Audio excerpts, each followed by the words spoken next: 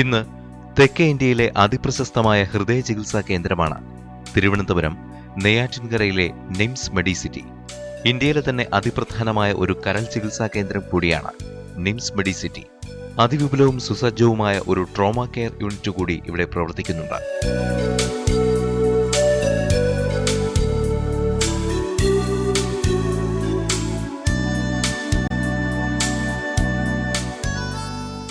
നൂറോളം സൗജന്യ ഹൃദയ ശസ്ത്രക്രിയകൾ, പാവപ്പെട്ടവർക്കായി സൗജന്യ ഡയാലിസിസ് പദ്ധതികൾ, ഹൃദ്രോഗ നിവാരണ ബോധവൽക്കരണ ക്യാമ്പുകൾ, മദ്യത്തിനും മയക്കുമരുന്നിനുമെതിരായ പ്രവർത്തനങ്ങൾ, ട്രൈബൽ ക്യാമ്പുകൾ, ഇവയൊക്കെയാണ് നിംസ് മെഡിസിറ്റി രോഗികൾക്കായി ഒരുക്കുന്നത്.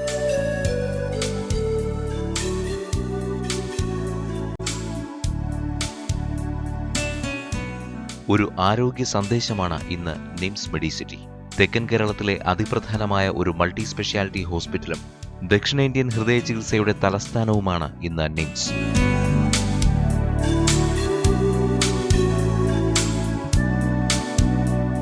കേരളത്തിൽ കരളിന്റെ സ്കാനിങ്ങിനായുള്ള ഹൈബ്രോ സ്കാൻ സംവിധാനമുള്ള ഏക ആശുപത്രിയും നിംസാണ്.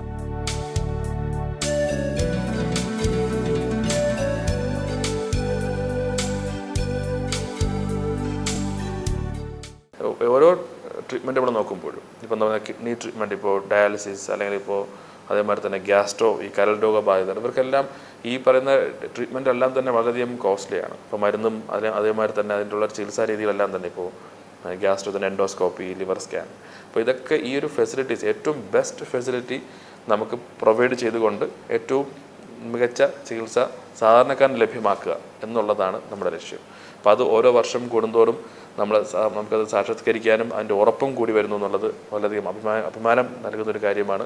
അപ്പോൾ ഇത് ഒരിക്കലും ഞാനെന്നൊരു വ്യക്തി നമുക്കിങ്ങനെ ആശയമുണ്ടാകും, അത് കോർഡിനേറ്റ് ചെയ്യാനും ഏറ്റവും ബെസ്റ്റായിട്ടുള്ള ഡോക്ടേഴ്സും സ്റ്റാഫുകളും പാരാമെഡിക്കൽ സ്റ്റാഫും നഴ്സസും എല്ലാവരുടെയും പ്രയത്നത്തിൻ്റെ ഒരു ഔട്ട്പുട്ടാണ്, ഒരു ഫലമാണ് ഈ കാണുന്ന 6ാം വാർഷികത്തിലും നമ്മൾ ഈ നിറവോടുകൂടി ഇവിടെ നിൽക്കുവാൻ സാധിക്കുന്നത്.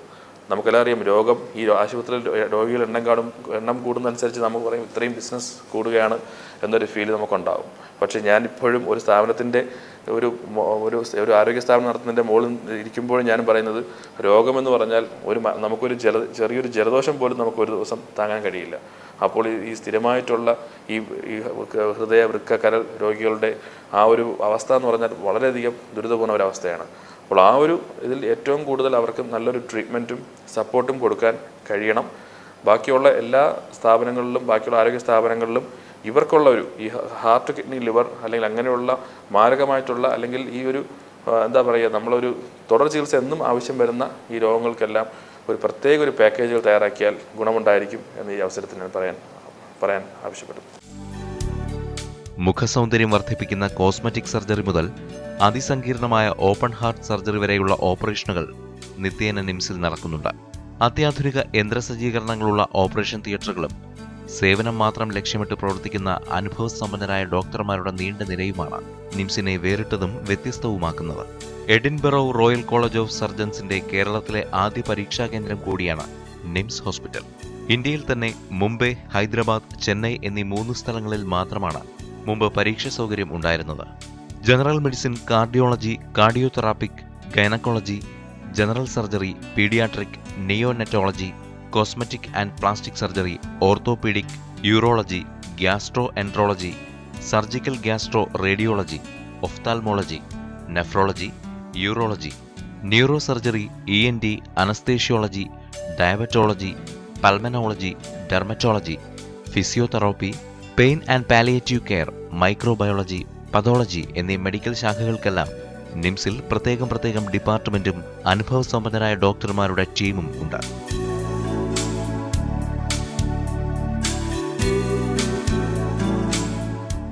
ഇതിനു പുറമെ പ്രത്യേക ആയുർവേദ വിഭാഗവും നിംസിൽ പ്രവർത്തിക്കുന്നുണ്ട്.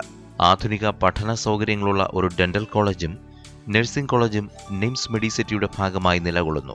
തക്കലയിൽ നിംസ് ഡീമഡ് യൂണിവേഴ്സിറ്റിയുടെ നിയന്ത്രണത്തിലുള്ള എഞ്ചിനീയറിംഗ് കോളേജും പ്രവർത്തിക്കുന്നുണ്ട്.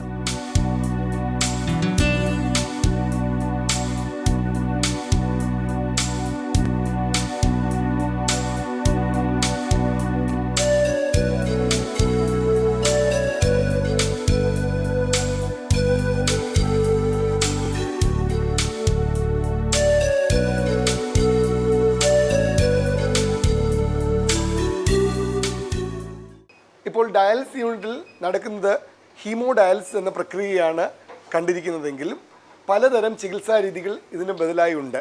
അതായത് ഒരു രോഗിക്ക് വൃക്കകളുടെ പ്രവർത്തനം നശിച്ചു പോകുമ്പോൾ അതിനെ തിരിച്ച് പുനരുജ്ജീവിപ്പിക്കുവാൻ വേണ്ടിയുള്ള ചികിത്സകളിൽ ഡയാലിസിസ് എന്ന ഒരു ചികിത്സാ രീതി, അതായത് കൃത്രിമമായി ഒരു വൃക്ക കാരണമോ വൃക്കയുടെ സഹായത്താൽ അശുദ്ധ രക്തത്തെ ശുദ്ധീകരിച്ച് തിരിച്ച് ശരീരത്തിലേക്ക് കടത്തിവിടുന്ന പ്രക്രിയ, അത് ഹീമോ ഡയാലിസിസ് എന്ന പ്രക്രിയ. അതുപോലെ തന്നെയുള്ളതാണ് peritoneal dialysis.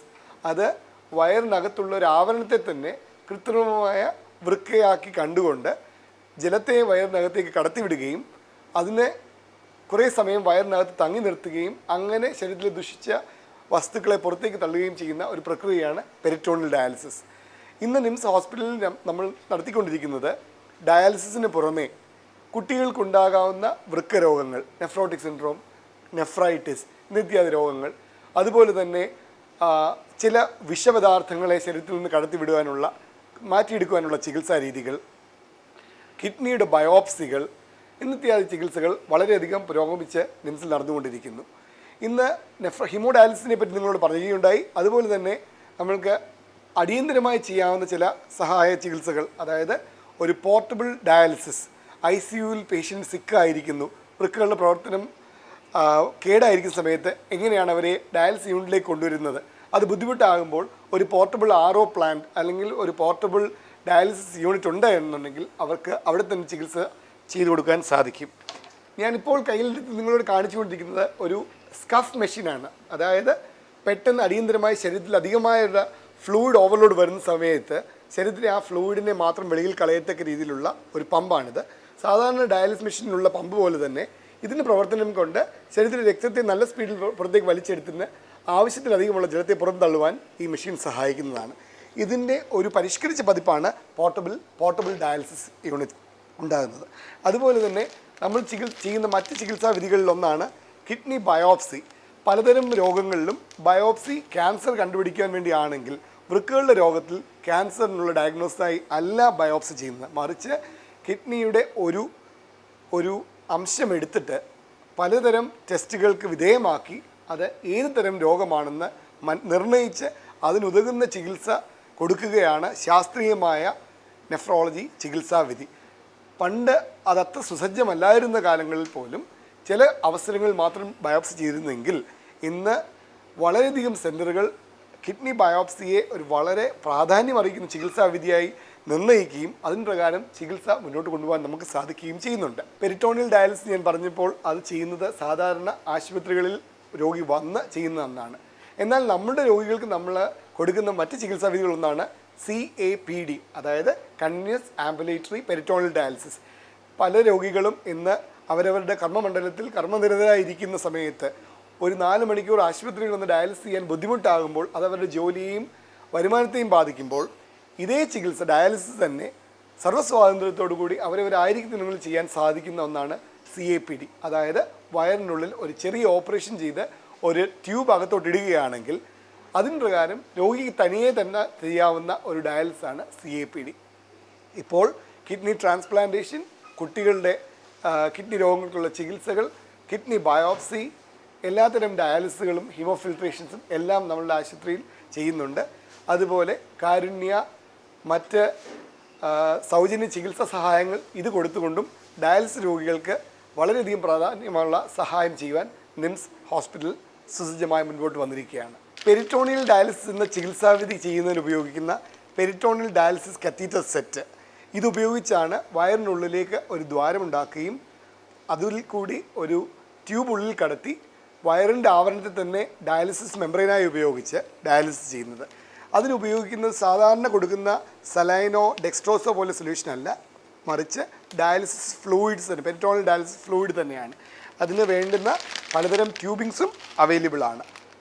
Nymphs nephrology department ഇപ്പോൾ ചെയ്യുന്ന ചികിത്സകൾക്ക് പുറമെ മുൻപോട്ടുള്ള പദ്ധതികൾ നമ്മൾക്ക് എത്രയും പെട്ടെന്ന് ട്രാൻസ്പ്ലാന്റേഷൻ ഇവിടെ നടത്തുവാനുള്ള എല്ലാ സൗകര്യങ്ങളും തയ്യാറായിട്ടുണ്ട്. നമ്മൾ അതിനുവേണ്ടിയുള്ള ശ്രമങ്ങൾ മുന്നോട്ട് നടത്തുന്നു. അതുപോലെ ഡയാലിസിസ് യൂണിറ്റിൻ്റെ വിപുലീകരണവും ഇപ്പോൾ ഡയാലിസിസ് യൂണിറ്റിൽ ക്രിട്ടിക്കൽ കെയറും ഡയാലിസിസ് യൂണിറ്റും ഒന്നായി പ്രവർത്തിക്കുന്നു. അതിന് ഫലമായി ഒരു 6 ഫിസിഷ്യന്മാരും നെഫ്രോളജിസ്റ്റിൻ്റെയും ഒരു ടീം, ഒരു 3 urologist, vascular surgeon, transplant surgeons ഇവരുടെ ഒരു യൂണിറ്റാണ് ഇപ്പോൾ പ്രവർത്തിക്കുന്നതെങ്കിൽ ഇത് കാരുണ്യ പോലെയുള്ള ചികിത്സാ പദ്ധതികൾ വന്നപ്പോൾ നമുക്ക് കൂടുതൽ സഹായം സമൂഹത്തിൽ കൊടുക്കേണ്ടി വരുന്നതിനാൽ ഈ ഡയാലിസിസ് യൂണിറ്റ് വിപുലീകരിക്കുവാനും ഒരു 20-25 മെഷീനായിട്ട് മുൻപോട്ട് വളർത്തിക്കൊണ്ട് വരുവാനും ഞങ്ങൾ ശ്രമിക്കുകയാണ്. അതുപോലെ തന്നെ ട്രാൻസ്പ്ലാന്റേഷൻ യൂണിറ്റും എത്രയും പെട്ടെന്ന് വിപുലീകരിക്കുവാനുള്ള പ്രവർത്തനം നിംസിൻ്റെ മാനേജ്മെൻറ്റ് ഗവൺമെൻറ് മുൻപിലേക്ക് അവതരിപ്പിച്ചിട്ടുണ്ട്. തെക്കൻ കേരളത്തിലെ തന്നെ അപകട നിവാരണ സംവിധാനങ്ങളുടെ കേന്ദ്രസ്ഥാനമായാണ് നെയ്യാറ്റിൻകര നിംസ് പ്രവർത്തിക്കുന്നത്. 24 മണിക്കൂറും നിംസ് മെഡിസിറ്റിയിൽ ഒരു സർജന്റെ സേവനം ലഭ്യമാണ്. അത്യാധുനിക ആംബുലൻസ് സംവിധാനവും സുസജ്ജമായ ട്രോമാ കെയർ ICUവും കർമ്മനിരതരായ ആതുര ശുശ്രൂഷകരും നിംസിനെ വേറിട്ടതാക്കുന്നു.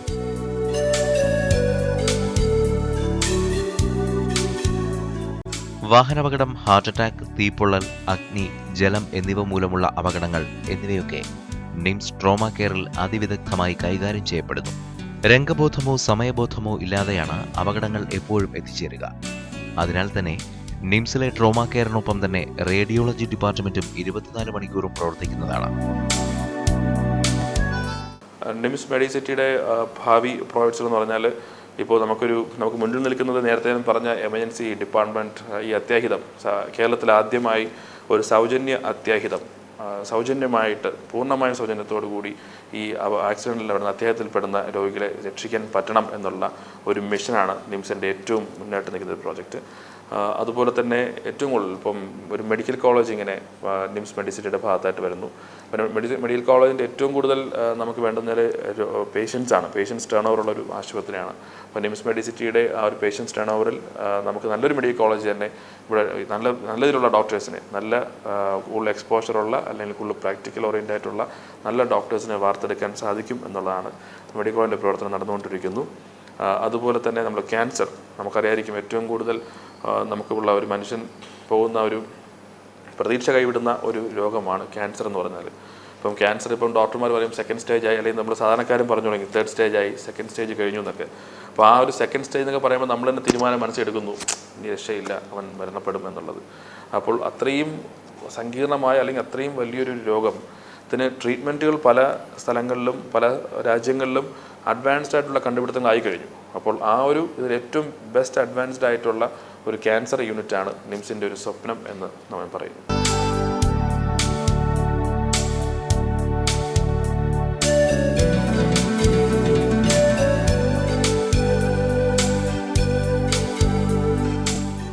മൂന്ന് ഷിഫ്റ്റുകളിലായി കർമ്മനിരതരായ മാലാഖമാർ, സങ്കീർണമായ യന്ത്രങ്ങൾ വിദഗ്ധമായി പ്രവർത്തിപ്പിച്ച് നിരവധി വിലപ്പെട്ട മനുഷ്യജീവനുകളാണ് ഇതിനകം തന്നെ രക്ഷപ്പെടുത്തിയിട്ടുള്ളത്.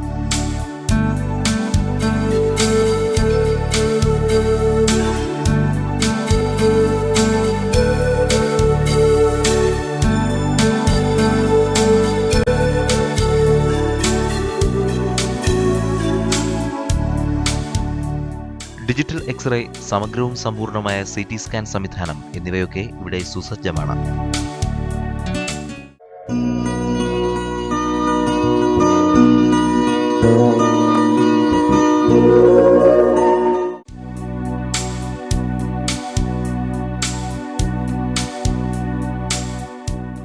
സമ്പൂർണ്ണ സജ്ജമായ 11 യൂണിറ്റുകളടങ്ങിയ അതിവിപുലവും സമഗ്രവുമായ ഒരു ഡയാലിസിസ് വിഭാഗമാണ് നിംസിലെ നെഫ്രോളജി ഡിപ്പാർട്ട്മെന്റിന്റെ നട്ടെല്ല്. 24 മണിക്കൂറും പ്രവർത്തിക്കുന്ന ഈ യൂണിറ്റിൽ ലോകോത്തര സജ്ജീകരണങ്ങളാണ് ഇവിടെ ഒരുക്കിയിരിക്കുന്നത്. വൃക്കകളുടെ പ്രവർത്തനം തകരാറിലാവുകയോ നിലയ്ക്കുകയോ ചെയ്യുന്ന ഒരു രോഗിക്ക് മുന്നിൽ തന്റെ വിലപ്പെട്ട ജീവൻ നിലനിർത്തുവാനുള്ള ഉപാധിയാണ് ഡയാലിസിസ്.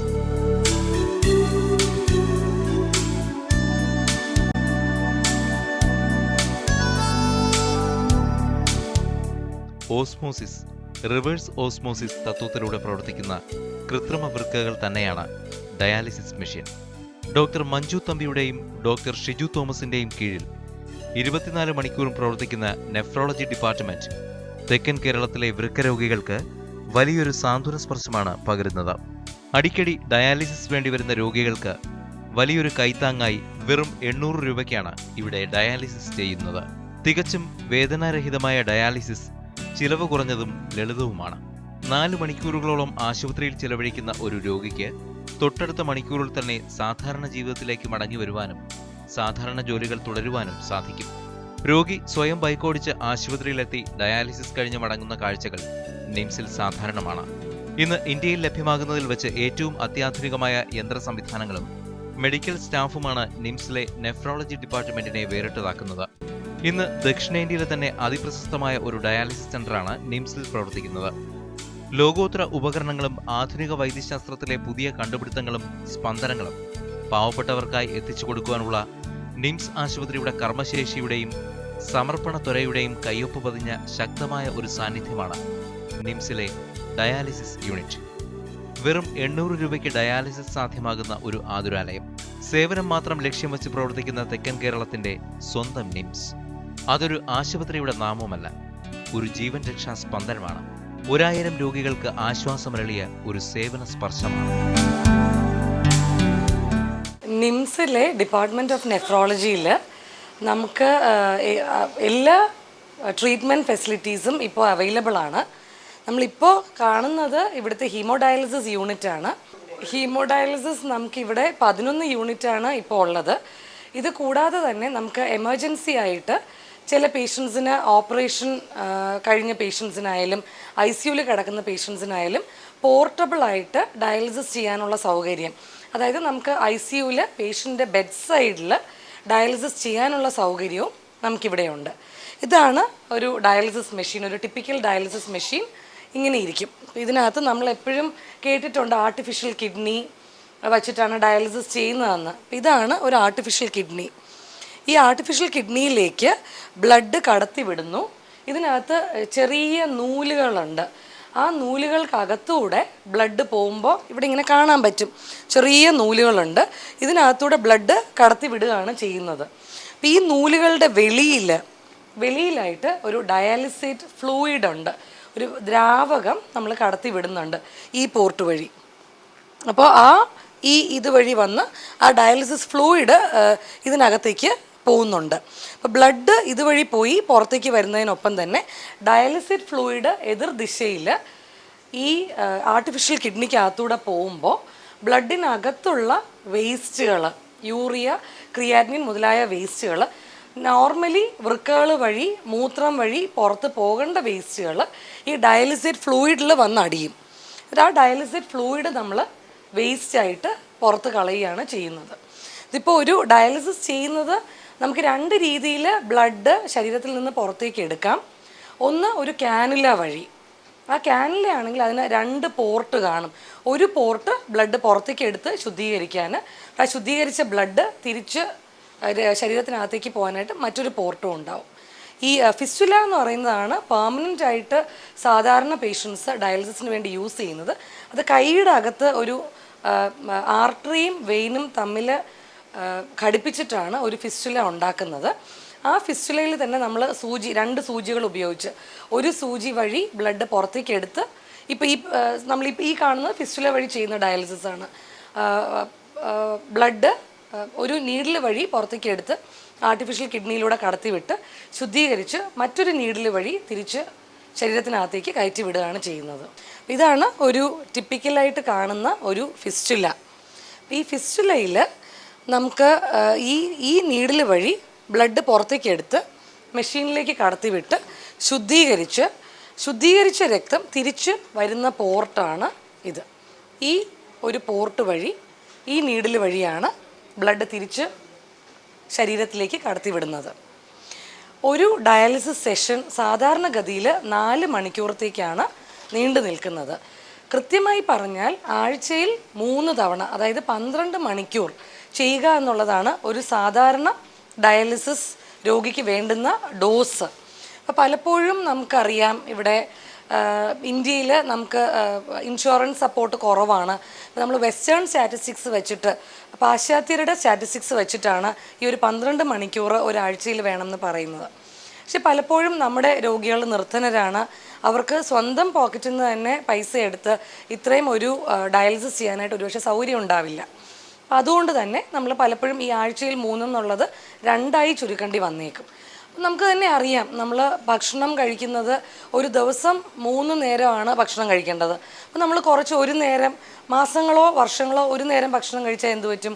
നമ്മുടെ ആരോഗ്യം കുറയും. അപ്പോൾ അതുപോലെ തന്നെയാണ് ഡയാലിസിസിൻ്റെ ഡോസ് കുറയ്ക്കുമ്പോൾ അതിൻ്റേതായിട്ടുള്ള മുട്ടുകൾ ഉണ്ടാവാം. ഉദാഹരണത്തിന് ശ്വാസം മുട്ട് കൂടാം, അല്ലെങ്കിൽ ശരീരത്തിനകത്ത് എല്ല് ദ്രവിച്ചു പോകാനുള്ള സാധ്യത വരാം, രക്തക്കുറവ് അനുഭവപ്പെടാം. ഇതെല്ലാം കണക്കാക്കിക്കൊണ്ട് ഒരുവിധം സാമ്പത്തിക ശേഷിയുള്ള രോഗികളാണെങ്കിൽ ആഴ്ചയിൽ 3 എണ്ണം 4 മണിക്കൂർ വീതം ഡയാലിസിസ് ചെയ്യുന്നത് തന്നെയാണ് നല്ലത്.